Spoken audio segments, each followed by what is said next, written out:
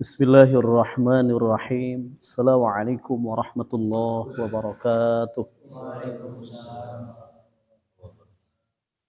Innal hamdalillah nahmaduhu wa nasta'inuhu wa nastaghfiruh wa na'udzu billahi min shururi anfusina wa min sayyiati a'malina.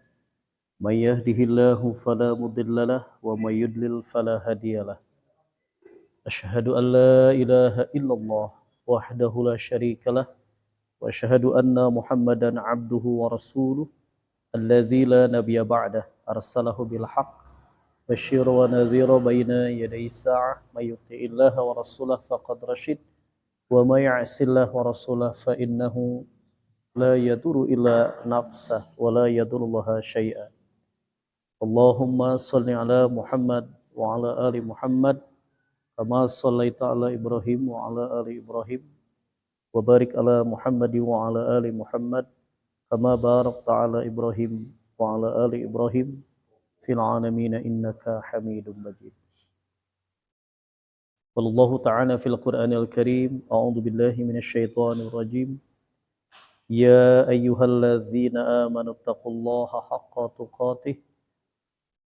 حق تقاته ولا تموتن إلا وأنتم مسلمون يا أيها الناس اتقوا ربكم الذي خلقكم من نفس واحدة وخلق منها زوجها وبث منهما رجالا كثيرا ونساء واتقوا الله الذي تساءلون به والأرحم إن الله كان عليكم رقيبا يا أيها الذين آمنوا اتقوا الله وقولوا قولا سديدا يصلح لكم أعمالكم ويغفر لكم ذنوبكم ومن يطع الله ورسوله فقد فاز فوزا عظيما سبحانك لا علم لنا إلا ما علمتنا إنك أنت العليم الحكيم صدق الله أما بعد. Ibadallah, hadirin wal hadirat jamaah Masjid Asy-Syifa rahimakumullah. Pertama-tama marilah kita panjatkan puji dan syukur kehadirat Allah Subhanahu wa taala yang mana hingga saat ini kita masih diberikan keringanan langkah untuk menuju tempat ibadah, thalabul ilmi, silaturahmi, dan juga Allah masih memberikan jatah usia kepada kita. Semoga jatah usia kita semakin Allah berkahi. Amin ya Allah ya Rabbal Alamin. Salawat beserta salam semoga tetap tercurah limpah kepada Nabiullah Nabi Muhammad sallallahu alaihi wasallam dan juga kepada keluarga-keluarganya, kerabat-kerabatnya, sahabat-sahabatnya, hingga kita semua selaku umatnya yang tetap setia mengikuti jejak langkahnya. Hingga kita berharap semoga termasuk umatnya yang akan mendapatkan syafaatnya. Amin ya Allah ya Rabbal Alamin.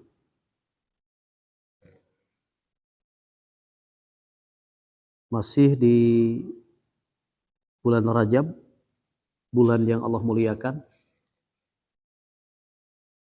Sebagaimana kita ketahui, dari puncak Sidratul Muntaha, Nabi Muhammad sallallahu alaihi wasallam menerima amanat yang sangat besar, yakni melaksanakan ritual ibadah sholat.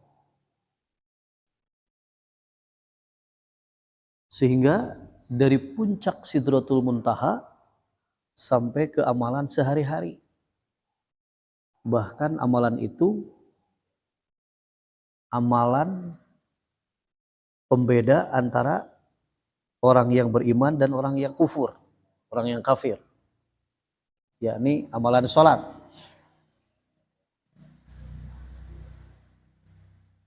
Saking pentingnya amalan-amalan sholat, hingga Allah Subhanahu wa taala menggambarkan di dalam Al-Quran betapa hebatnya berkecamuk perang, tetap saja Rasulullah Shallallahu Alaihi Wasallam melaksanakan sholat walaupun dalam keadaan darurat, yakni sholat khauf. Sholat khauf ya sholat di mana dilaksanakan ketika terjadi peperangan. Berarti ya ini menggambarkan bagaimana dahsyatnya perintah amanah yang diberikan kepada Rasulullah Sallallahu Alaihi Wasallam bagi kita selaku umatnya untuk tetap melaksanakan ya amalan-amalan sholat. Mari kita awali dengan Al-Quran surat An-Nisa surat keempat ayat 102. A'udzu billahi minasy syaithanir rajim. A'udzu billahi minasy syaithanir rajim. Bismillahirrahmanirrahim. Bismillahirrahmanirrahim.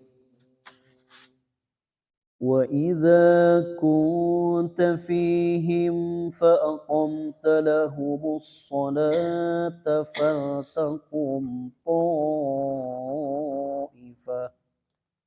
Wa idza kunta fihim fa aqamta lahumus salata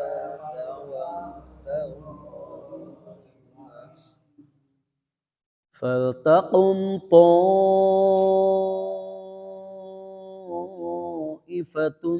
منهم معك وليأخذوا أسلحتهم فلتقم طائفة منهم معك وليأخذوا أسلحتهم فإذا سجدوا فليكونوا من ورائكم ولتأت طائفة أخرى فإذا سجدوا فليكونوا من ورائكم ولتأت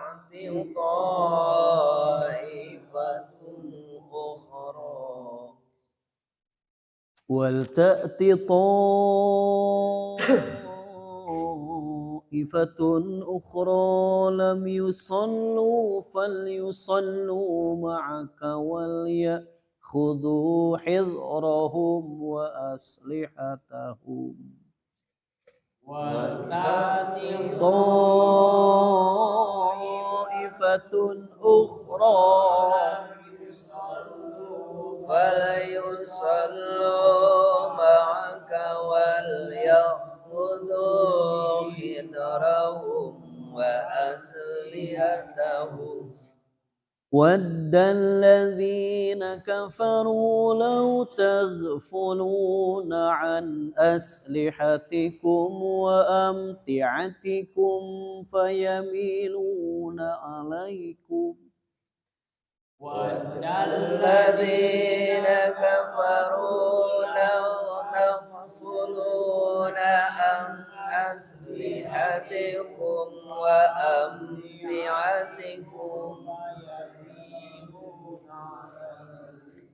فيميلون عليكم ميلة واحدة فيميلون عليكم ميلة واحدة ولا جناح عليكم إن كان بكم أذى من مطر أو كنتم مرضى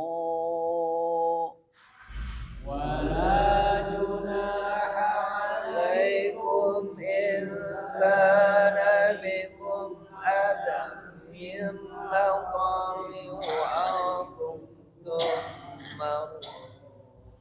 أو كنتم مرضى أن تدعوا أسلحتكم أو كنتم مرضى أن تسعوا أسلحتكم وخذوا حذركم إن الله أعد للكافرين عذابا مهينا وخذوا حذركم إن الله أعد للكافرين عذابا مهينا صدق الله العظيم. Bismillahirrahmanirrahim. Dan apabila engkau Muhammad berada di tengah-tengah mereka, sahabatmu, lalu engkau hendak melaksanakan sholat bersama-sama mereka, maka hendaklah segolongan dari mereka berdiri sholat besertamu dan menyandang senjata mereka. Kemudian apabila mereka yang sholat beserta tamu, sujudlah telah menyempurnakan 1 rakaat. Maka hendaklah mereka pindah dari belakangmu untuk menghadapi musuh, dan hendaklah datang golongan yang lain yang belum sholat, lalu mereka datang sholat denganmu, dan hendaklah mereka bersiap siaga dan menyandang senjata mereka. Orang-orang kafir ingin agar kamu lengah terhadap senjatamu dan harta bendamu, lalu mereka menyerbu kamu sekaligus, dan tidak mengapa kamu meletakkan senjata-senjatamu jika kamu mendapat suatu kesusahan karena hujan atau karena kamu salah karena membela orang yang berkhianat. Shadaqallah. Ya. Mana daun?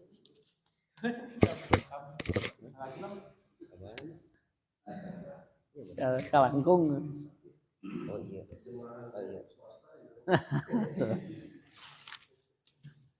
Sesungguhnya sakit dan bersiapkanlah kamu. Sungguh Allah telah menyediakan azab yang menghinakan bagi orang-orang kafir. Shadaqallah. Saya terus beli ngalonjak namanya ke mana?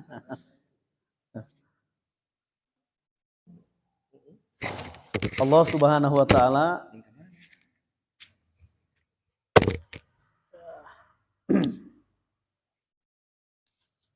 menyimpan peristiwa Rasulullah Nabi Muhammad sallallahu alaihi wasallam ketika berperang, ya, sampai melaksanakan salat khauf.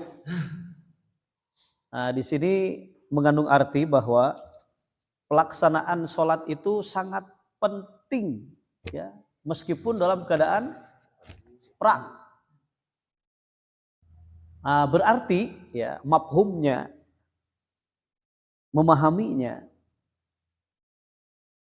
di dalam aktivitas kita sesibuk apapun, gitunya, sesibuk apapun tidak ada alasan.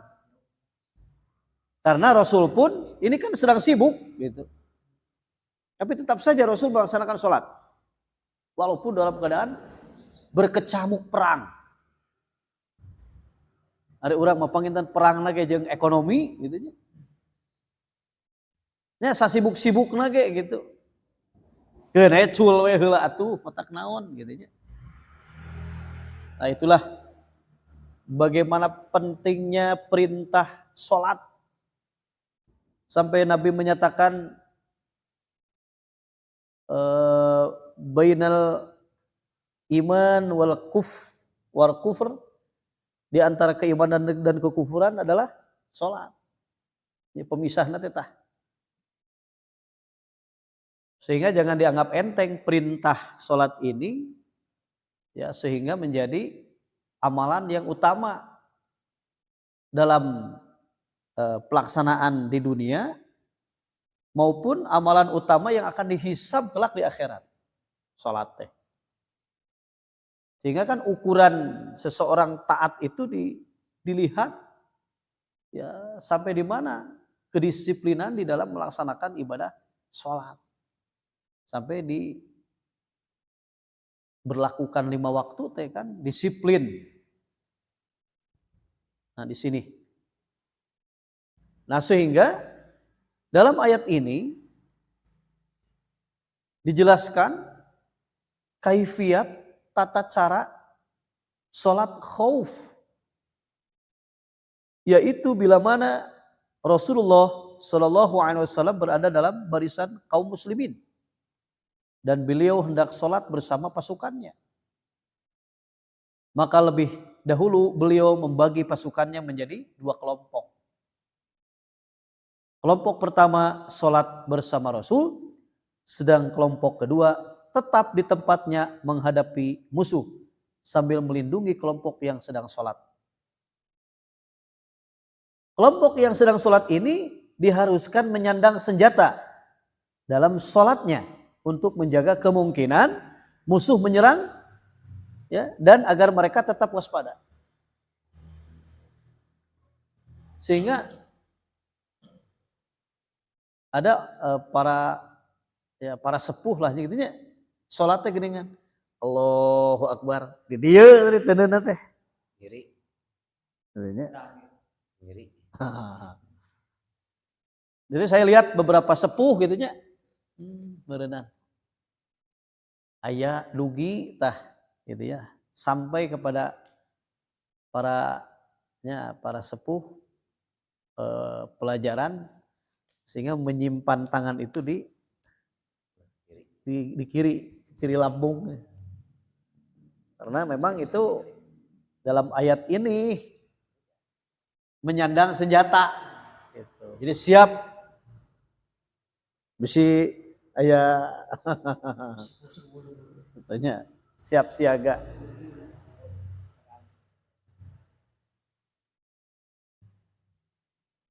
Nah kemudian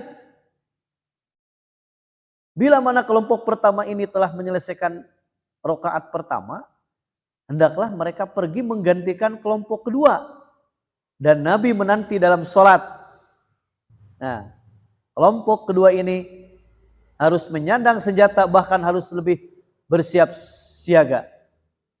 Nabi sholat dengan kelompok kedua ini dalam rakaat kedua. Jadi bergilirannya. Ya.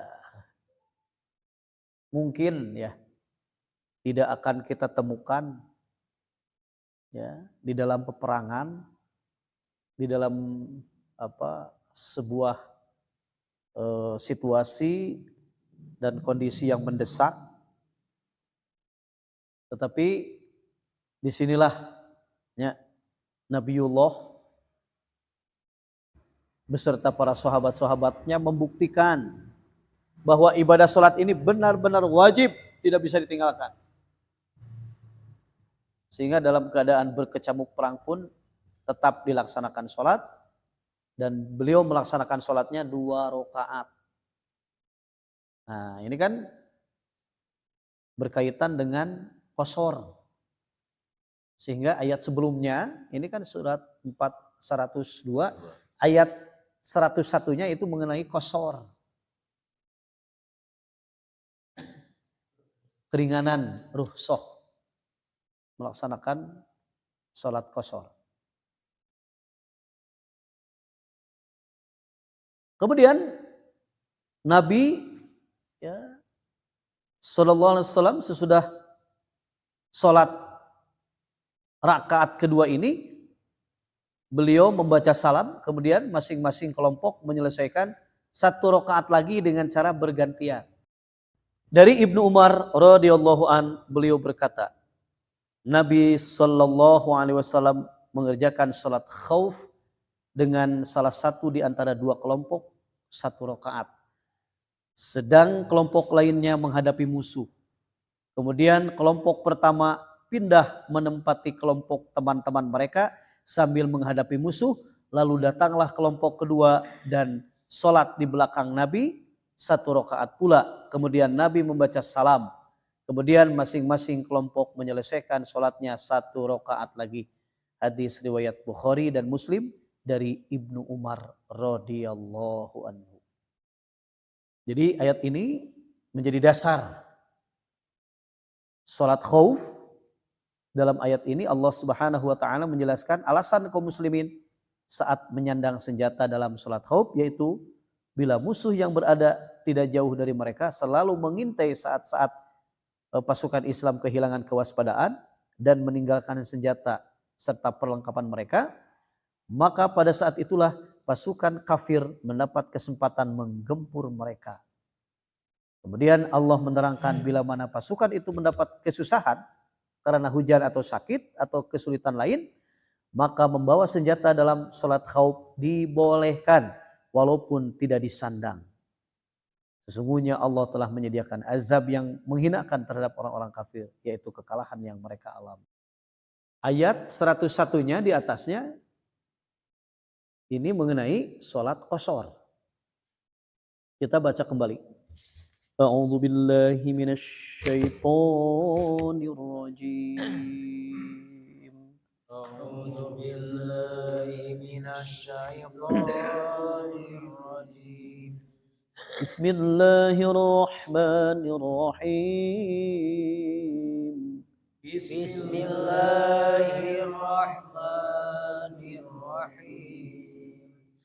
وَإِذَا ضَرَبْتُمْ فِي الْأَرْضِ فَلَيْسَ عَلَيْكُمْ جُنَاحٌ أَن تَقْصُرُوا مِنَ الصَّلَاةِ وَإِذَا ضَرَبْتُمْ فِي الْأَرْضِ فَلَيْسَ عَلَيْكُمْ جُنَاحٌ أَن تَقْصُرُوا مِنَ الصَّلَاةِ تقصروا من الصلاة إن خفتم أن يفتنكم الذين كفروا أن تقصروا من الصلاة إن خفتم أن يفتنكم الذين كفروا إن الكافرين كانوا لكم عدوا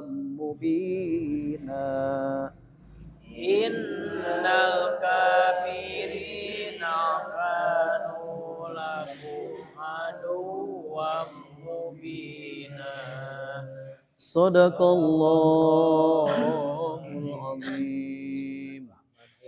Dan apabila kamu berpergian di bumi, maka tidaklah berdosa kamu mengkosor salat jika kamu takut diserang orang kafir. Sesungguhnya orang kafir itu adalah musuh yang nyata bagimu. Dalam ayat ini dijelaskan bahwa dibenarkan umat Islam menunaikan fardu salat qashar pada waktu dia dalam perjalanan, dalam safar. Baik dalam keadaan aman atau dalam keadaan ancaman musuh. Salat dalam perjalanan yang aman disebut salat safar. Pada salat safar, salat yang terdiri dari 4 rakaat, duhur, asar, dan isya, itu dikosor menjadi 2 rakaat. Ya, duhur maksudnya salat duhur, biasa dikosor. Pokoknya opat-opat we, jantan 2 anu tilu mah tetiasa dikosor, jadi hiji setengah, kumaha setengahna sampai ka ruku. Terus salat subuh tetiasa dikosor, 2 manya 2 we, teu sugan ada. Ek dikosor hiji we. witir atau eta mah.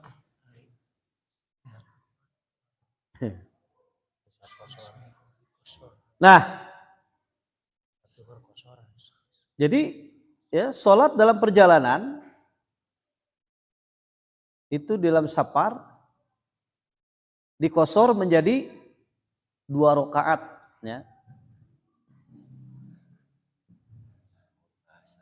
Sedangkan maghrib dan subuh tidak dikosor.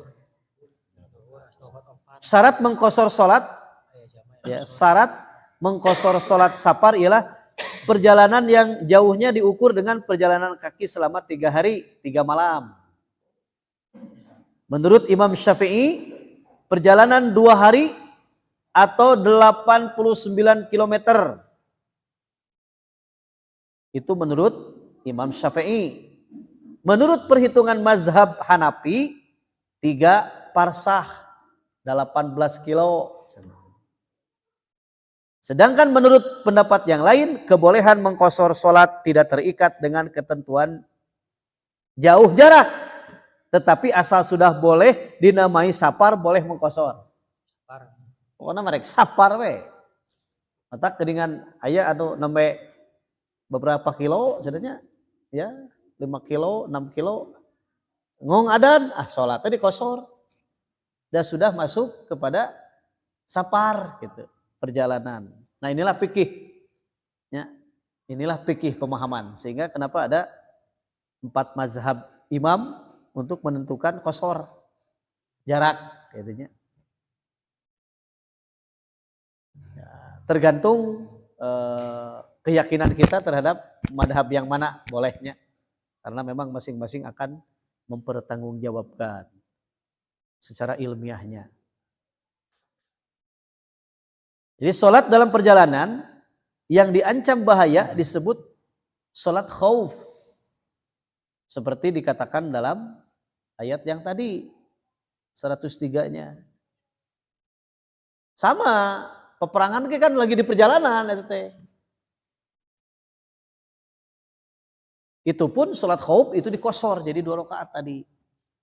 Nabi dengan para sahabatnya mempraktekkan mengkosor sholat.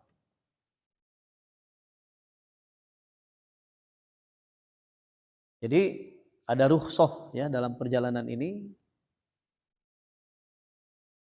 Jadi ketika kita menerima rukhsah dari Allah, Allah senang ketika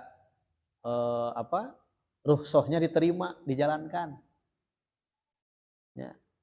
Jadi menerima sedekah dari Allah. Nah, keringanan. Jadi Allah senang gitunya ketika kita melaksanakan sholat di perjalanan. Terus orang teh mengkosor. Nah, itu teh suatu hal yang memang Allah senang gitu. Jadi tong ragu dah, ilmunya jelas gitu. Ayatnya jelas. Baik dalam keadaan damai maupun dalam keadaan peperangan. Damai oke, ya karena di perjalanan. Nah, karena sering begini, itu yang dinamakan jamak ya, jamak kosor. Sehingga jamak dibagi 2, ada jamak takdim, ada jamak takhir. Jamak takdim berarti melaksanakan sholatnya di awal. Jadi si asar ditarik ke zuhur. Sholat asar ditarik ke zuhur. Sholat duhur dulu. Ketika di perjalanan ini dikosor. Ya, kita berangkat setelah sholat subuh. Masih di perjalanan nih. Ya, tibalah di suatu tempat. Pas sholat zuhur, maka laksanakan ya sholat jama kosor karena di perjalanan di jama dan di kosor. Jika pelaksanaan sholat duhur dilaksanakan berarti bisa menarik asar ke zuhur, dilaksanakan pada waktu zuhur 2 rakaat. Jadi sholat zuhur heula, kemudian 2 rakaat, kemudian salam, kemudian qomat lagi, laksanakan sholat asar 2 rakaat. Nah, jika ketika kita masuk ke suatu tempat kemudian ada yang sedang berjamaah, maka ikuti di tempat itu, ikuti we heula sholat lohor 4 rakaat, ikuti. Nah, setelah mengikuti salam, baru rombongan yang safar kemudian mengangkat satu imam, kemudian menyuruh untuk qomat jamaahnya untuk qomat, kemudian laksanakan 2 rakaat gitu. Nah, kemudian ternyata zuhur asar kalewat. Ya. Maksudnya kalewat teh masih kena aya waktos tah ngalaksanakeun salat. Kemudian dilaksanakannya sudah di rumah. Nah, ya. Maka ketika di rumah itu melaksanakan sholat tidak bisa dikosor, tapi bisa dijama. Tapi tidak bisa dikosor karena sudah di rumah. Maka yang dinamakan sholat tam, sholat sempurna. Jadi jika zuhur dan asar kelewat, maksudnya ketika kita akan menjamak sholat asar, maka zuhur dulu, laksanakan sholat zuhur, kemudian asar. Walaupun posisinya ada di rumah, boleh dijama tapi tidak dikosor. Di bumi mah opat-opat ya wayahna. Tam sempurna itu. Nah, demikian pun ketika kalewat maghrib dan isya nya euy teh sok capek kan ya. Alah kalangkung tuh. Itu maghrib kalangkung, isya kalangkung waktu nu tepatna teh. Kita laksanakan malam sebenarnya jam 8, jam 9. Baru nyampe rumah. Mana dulu nih yang dilaksanakan? Nah, isya heula atau maghrib heula. Nah, menurut urutannya adalah maghrib dulu. Setelah maghrib, qomat baru isya laksanakan. Nah, kecuali ternyata pas pulang ka dieu ka rumah, kakantun sholat maghrib, iya nuju sholat isya dulu, ikuti dulu yang di tempat. Setelah sholat isya orang ngadeg deui, kemudian laksanakan sholat maghrib 3 rakaat. Jadi upami tos terang ilmu nama teu bingung gitu. Ieu kita kumaha ieu teh salat heula mana ieu teh? Liur ieu teh. Teh salat. Tungtung nama teh salat hoream. Mohon. Ya.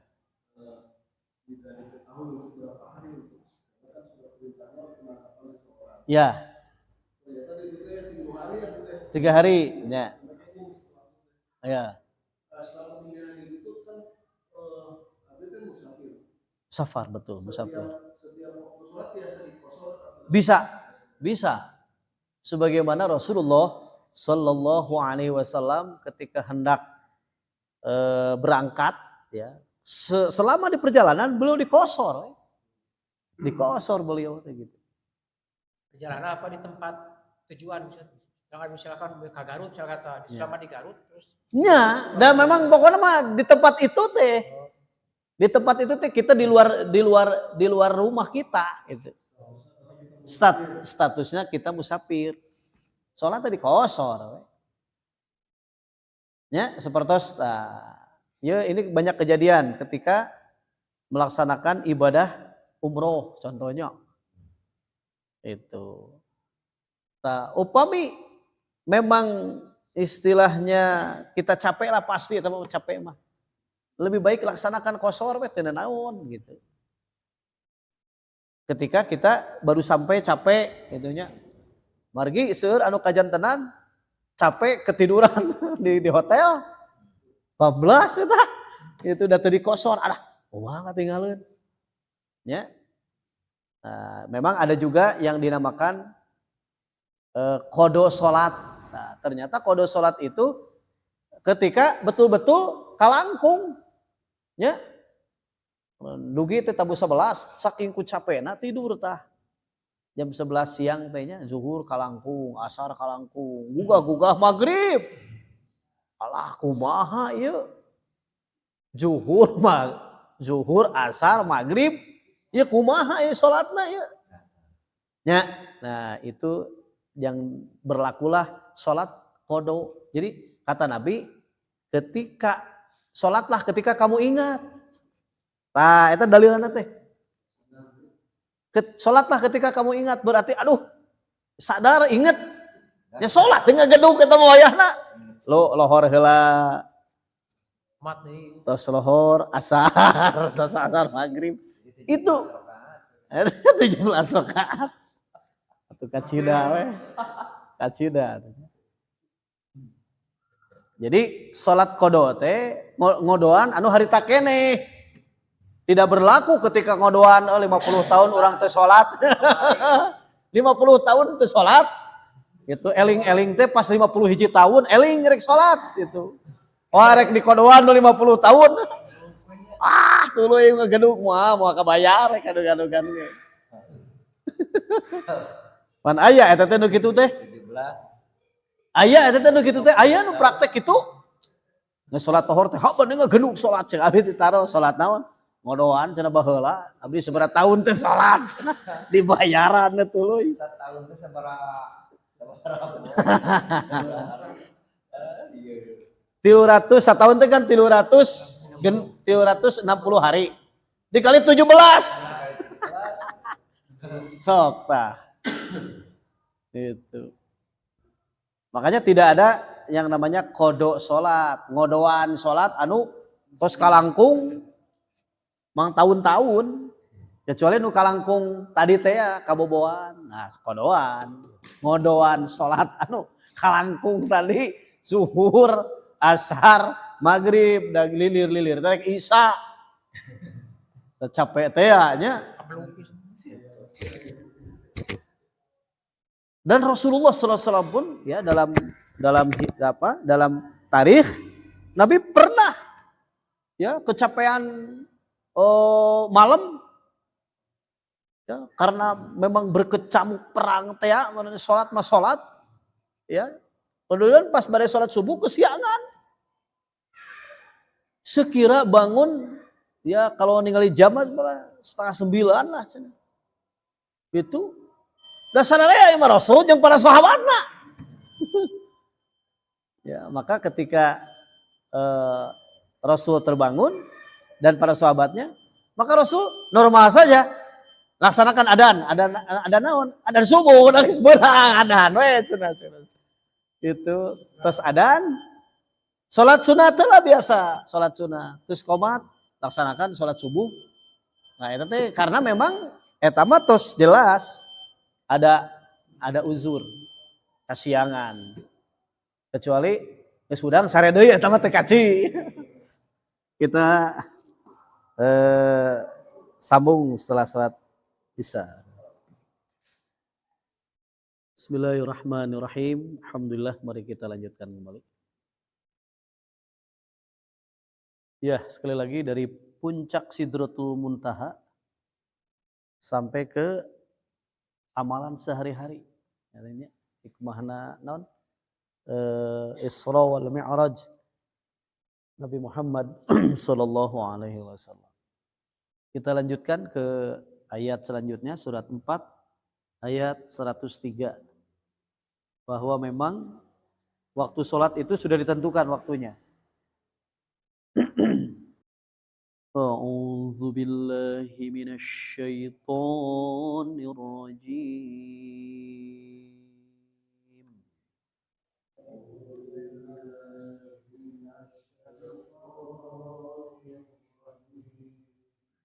Bismillahirrahmanirrahim.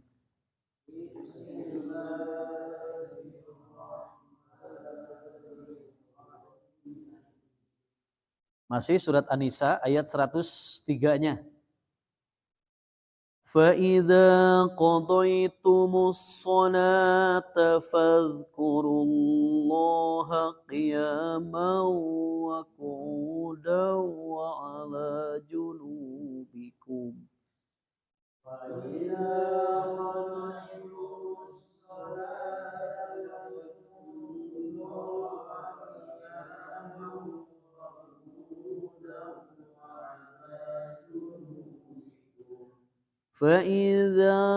فإذا اطمأننتم فأقيموا الصلاة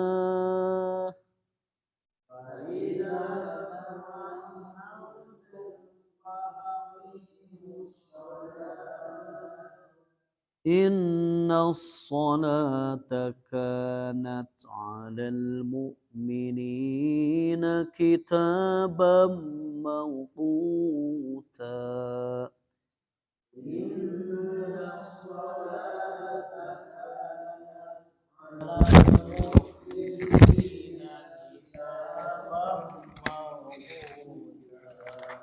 Sadaqallahul azim.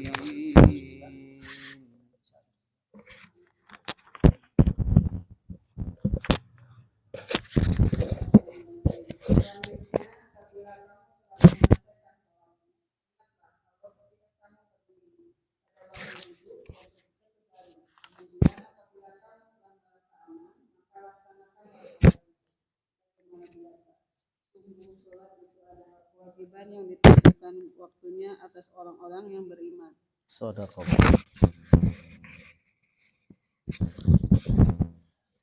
Dalam tafsir ayat ini selanjutnya diperintahkan apabila sholat khauf itu selesai dikerjakan dengan cara yang telah diterangkan tadi ya kaifiatnya, maka hendaklah pasukan Islam itu mengingat Allah terus-menerus dalam segala keadaan. Fazkurullaha qiyaman wa qu'udan wa ala junubikum. Lebih-lebih lagi mereka harus menyebut nama Allah pada saat mereka berada dalam ancaman musuh. Allah Subhanahu wa taala akan menolong mereka selama mereka menolong agama Allah. In tansurullaha yansurkum. Kemudian Allah akan menjadikan mereka orang-orang yang menang di dalam peperangan. Maka hendaklah mereka mengucapkan tahmid, bersyukur kepada Allah, dan takbir ketika berdiri di medan perang, di medan pertempuran, atau ketika duduk memanah musuh, atau ketika berbaring karena luka-luka.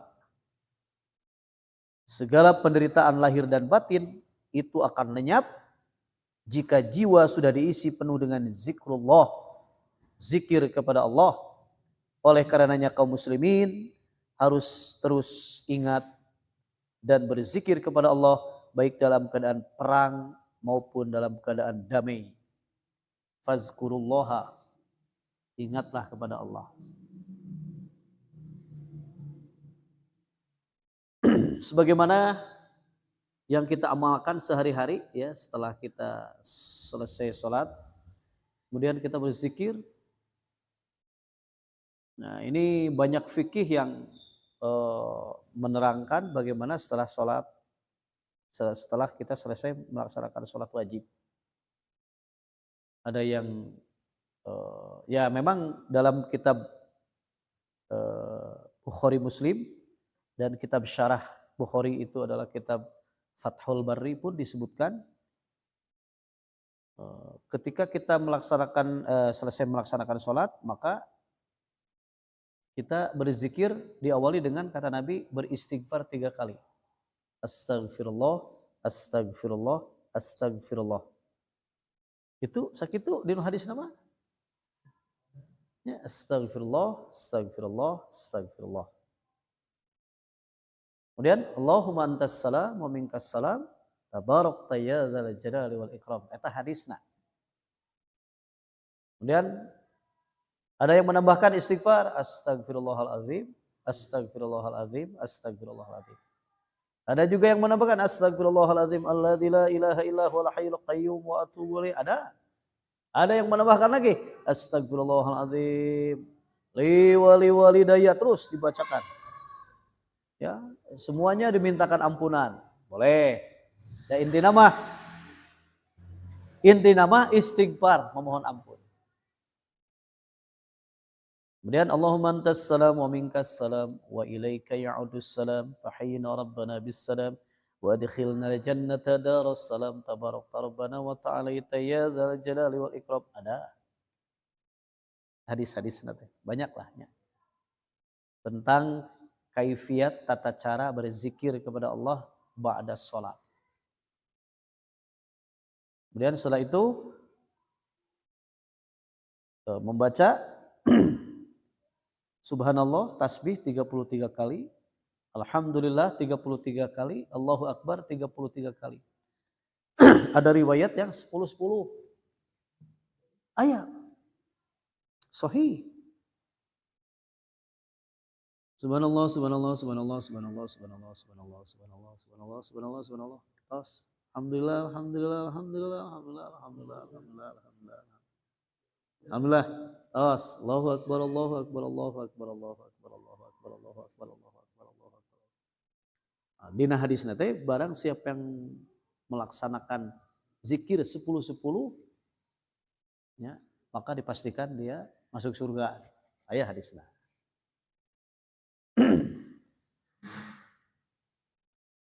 Cuman yang populer yang 33 itu yang dipopulerkan. Hari anu henteu populer mah eta nu 10-10. Padahal bisa diamalkan ketika kita rusuh kayak gitulah. Daripada henteu teuing rusuh. Saya 10-10 eta. Boleh ya, ada hadisnya.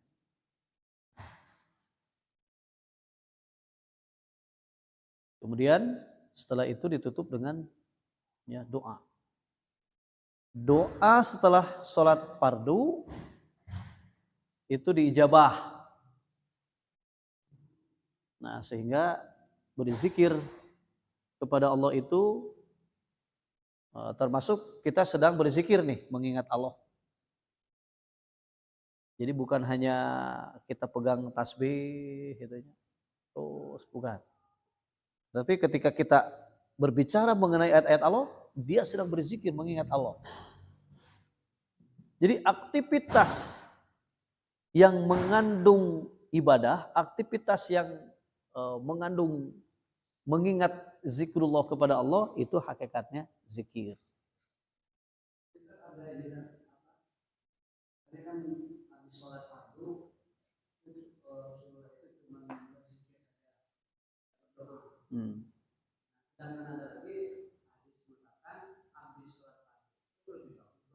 Ya, jadi itu di dalam ilmu mustalah hadis disebutkan thoriqul jam'i.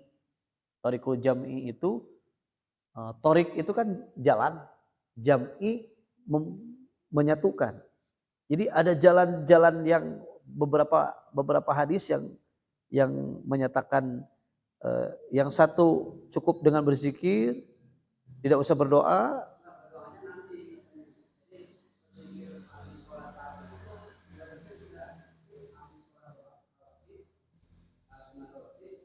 Ada. Jadi doa kene. Bahkan as-sholatu adu'a'u. Sholat teh doa kene. Sok keur sholat teh doa di dalamna teh. Itu. Ya.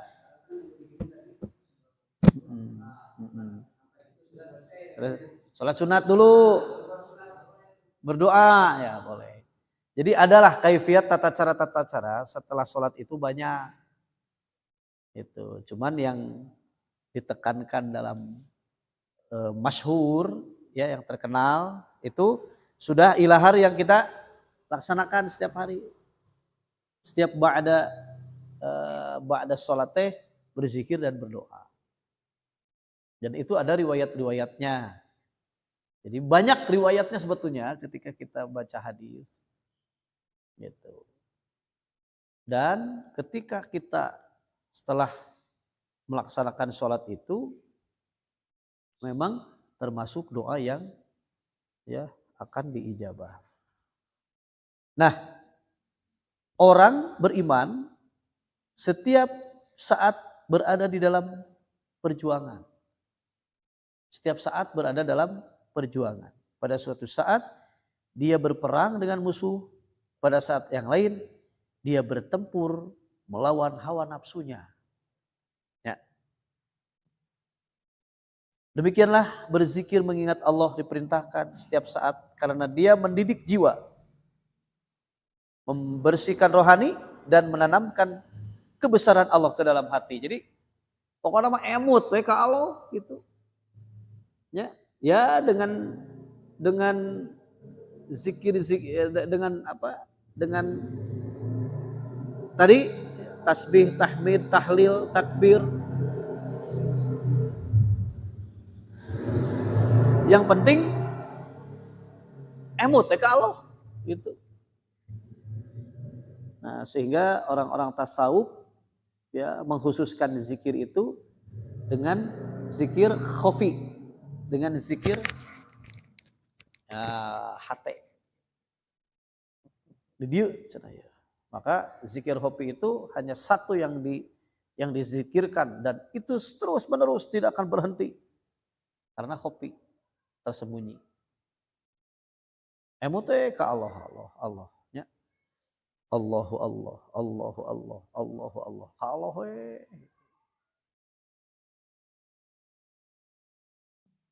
Tentu zikir jahar, zikir yang dikeraskan, maksudnya zikir yang dilafazkan dan zikir yang tidak dilafazkan. Intinya dua-duanya kunci untuk meraih ketenangan dan ketentraman hati. Ala bizikrillahi tatma'innul qulub. Ingatlah kata Allah. Hanya mengingat Allah hati menjadi tenang. Bila peperangan sudah usai, ketakutan sudah lenyap dan hati sudah tentram, hendaklah dilakukan sholat yang sempurna rukun dan syaratnya. Karena sholat adalah suatu kewajiban bagi orang yang beriman dan mereka wajib memelihara waktunya yang sudah ditetapkan. Kitabam mauquta. Wayahna memang.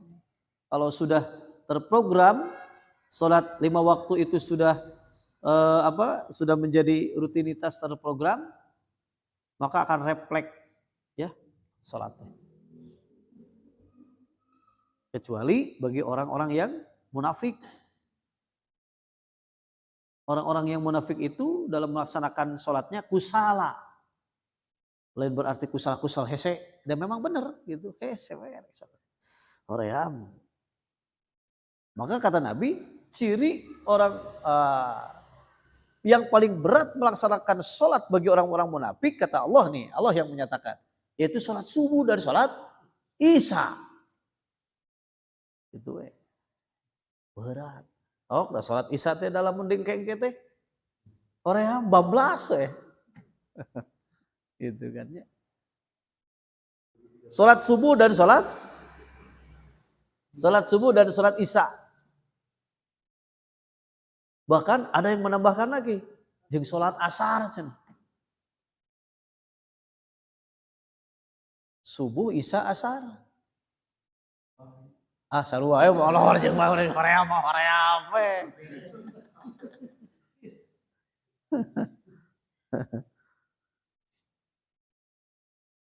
Sehingga ya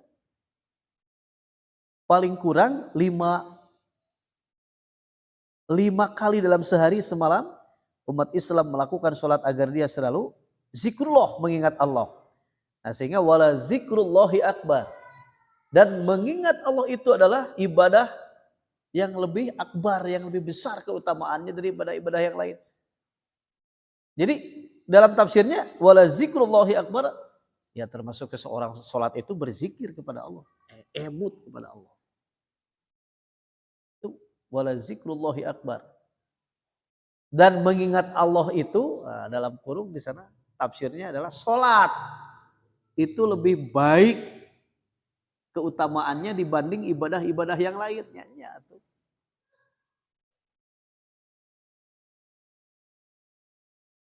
sehingga meniadakan kemungkinan terjerumus ke dalam kejahatan dan kesesatan. Betul. Inna sholata tanha 'anil fahsya'i wal munkar.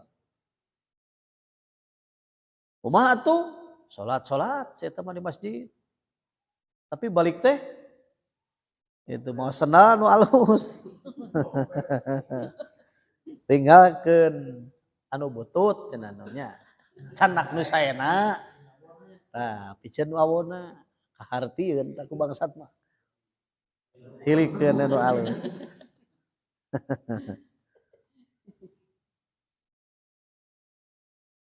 Ya, tetap saja. Jadi sholat anu mana heula anu mampu mencegah perbuatan keji dan mungkar teh. Jadi sholat yang benar-benar dia paham ya dari mulai takbir sampai salam, paham. Sehingga takbir itu kan mengagungkan Allah berarti kecil semuanya, letik, wah urusan-urusan dunia mah wana-wana. Allahu Akbar, Allah yang maha besar kan gitu. Geus Allah yang anu di otak cenah lamun geus membesarkan Allah dalam hatinya, semuanya kecil urusan dunia.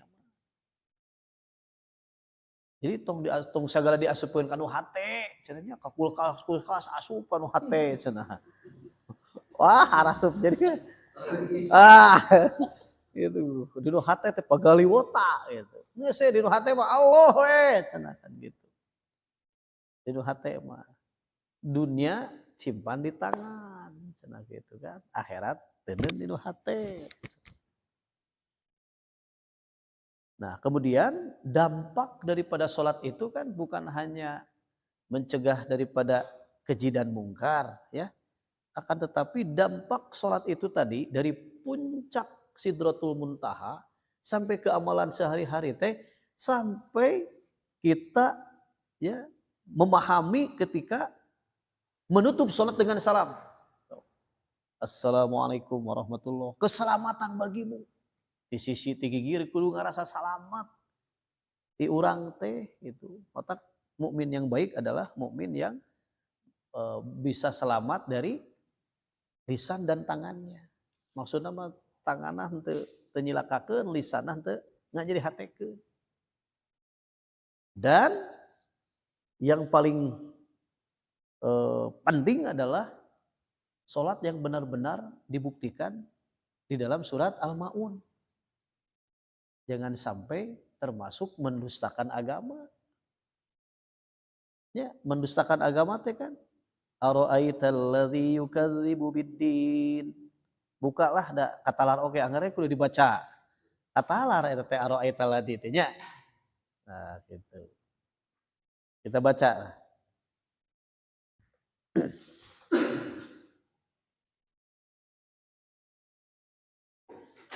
A'udzu billahi minasy syaithanir rajim. A'udzu billahi minasy syaithanir rajim. Bismillahirrahmanirrahim. Bismillahirrahmanirrahim. Ara'aital ladzi yukadzibu biddin.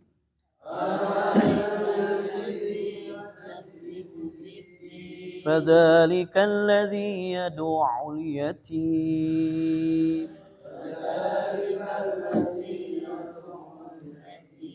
ولا يحض على طعام المسكين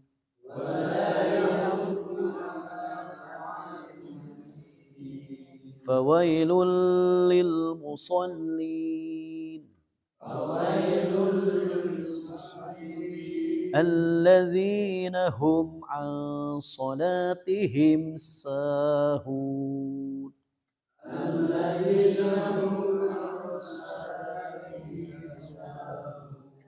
الذين هم يراءون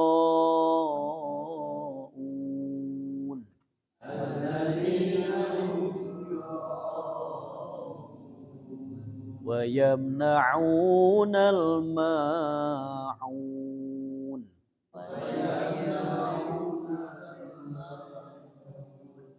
Sadaqallahul azim. Tahukah kamu orang yang mendustakan agama? Maka itulah orang yang menghardik anak yatim dan tidak mendorong memberi makan orang miskin. Maka celakalah orang yang sholat, yaitu orang-orang yang lalai terhadap sholatnya, yang berbuat riya dan enggan memberi bantuan. Dalam ayat ini Allah menghadapkan pertanyaan kepada baginda Nabi Muhammad Rasulullah Sallallahu Alaihi Wasallam. Apakah engkau mengetahui orang yang mendustakan agama? Dan yang dimaksud dengan orang yang mendustakan agama, pertanyaan ini dijawab pada ayat-ayat berikutnya. Itulah orang-orang yang menghardik anak yatim. Allah lalu menjelaskan bahwa sebagian dari sifat-sifat orang yang mendustakan agama ialah orang-orang yang menolak dan membentak anak-anak yatim yang datang kepadanya untuk memohon belas kasihnya demi kebutuhan hidupnya. Penolakannya itu sebagai penghinaan dan takabur terhadap anak-anak yatim itu. Dan tidak menganjurkan untuk memberi makan orang miskin, wala yahuddu ala ta'amil miskin. Allah menegaskan lebih lanjut sifat pendusta itu, yaitu dia tidak mengajak orang lain untuk membantu dan memberi makan orang miskin. Bila tidak mau mengajak orang memberi makan dan membantu orang miskin, berarti ia tidak melakukannya sama sekali.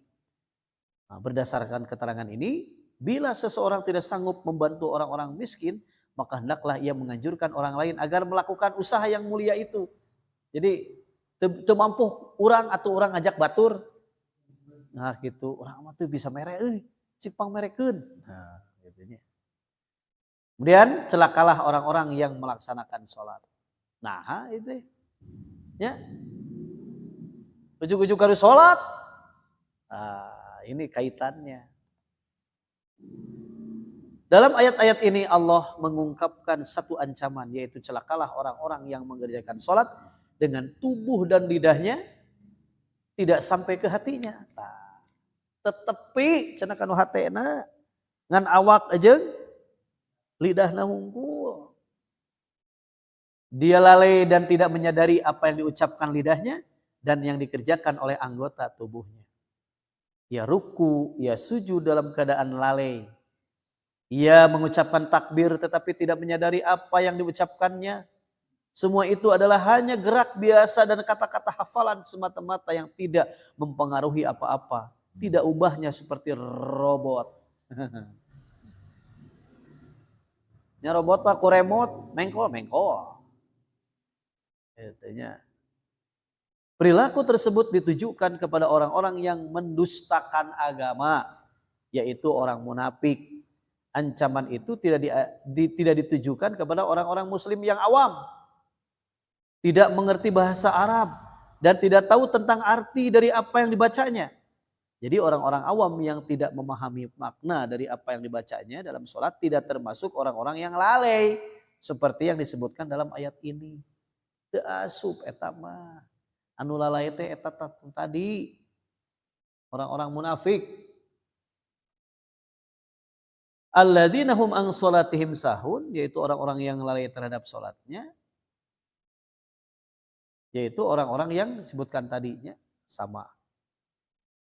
Alladzina hum yura'un, Allah selanjutnya menambah penjelasan tentang sifat orang pendusta agama, yaitu mereka melakukan perbuatan-perbuatan lahir hanya semata-mata karena riya. Tidak terkesan pada jiwanya untuk meresapi rahasia dan hikmahnya. Hayang katangar wae ku batur gitu. Alladzina hum yura'un. Numpang parahna terakhir wa yamna'unal ma'un, dan enggan memberi bantuan. Pedit teh lah, kacida peditna teh. Gitunya. Tepira tetangga teh cek beri basana. Bade namut naon? Aduh, wah, katinggali beri harak gitu. Leres Pak, tak iya bukti sholat assalamualaikum warahmatullah. Assalamualaikum warahmatullah teh cik atuh kudu saralamat tah. Nu sakuring urang teh hasil sholat urang teh bukti dina sapopoe teh da bisa dibuktikan dengan praktek. Gitu. Matak di dieu ge wa yamnaunal maun. kan urusanana jeung salat. Nah, habet kaitanana jeung salat. Ternyata termasuk merusak agama, kan mendustakan agama, otomatis meruntuhkan agama. Karena as-sholatu imaduddin. Salat itu adalah tiang agama. Maka lamun teu salat nya runtuh agamana. Teu bener salat sami teu bener gitu.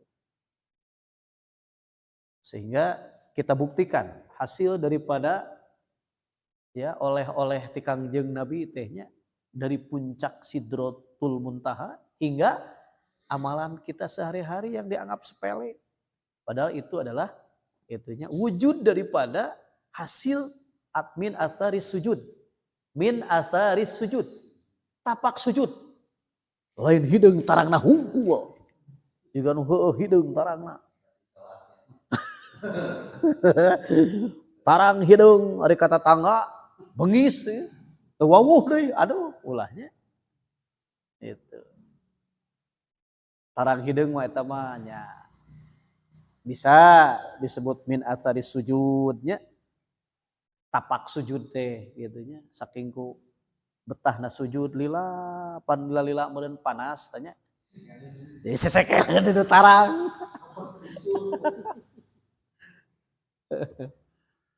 gitu. Mudah-mudahan saparantosna urang uninga diemutan ku Allah dina ayat-ayat Allah bagaimana oleh-oleh ti Kangjeng Nabi itunya sampai tanpa perantara para malaikat eta mah langsung ti Allah ka Kangjeng Nabi perintah salat sehingga ya, dampak daripada salat kita sehari-hari bisa berdampak positif bermanfaat bagi kita dan orang lain. Khairun nas anfa'uhum linnas. Sebaik-baik manusia adalah yang beri manfaat kepada manusia yang lain. Mudah-mudahan kita termasuk di dalamnya. Amin ya Allah ya rabbal alamin. Itu saja alhamdulillah yang bisa disampaikan. Mohon maaf atas kekurangan. Mari kita tutup dengan doa kifarahat majelis yang akan menghapus dosa kita di majelis ini. Subhanakallahumma wa bihamdika asyhadu an la ilaha illa anta astaghfiruka wa atubu ilaik. Aqulu qouli hadza wa astaghfirullah li wa lakum. Wal afwa minkum. Wassalamualaikum warahmatullahi wabarakatuh.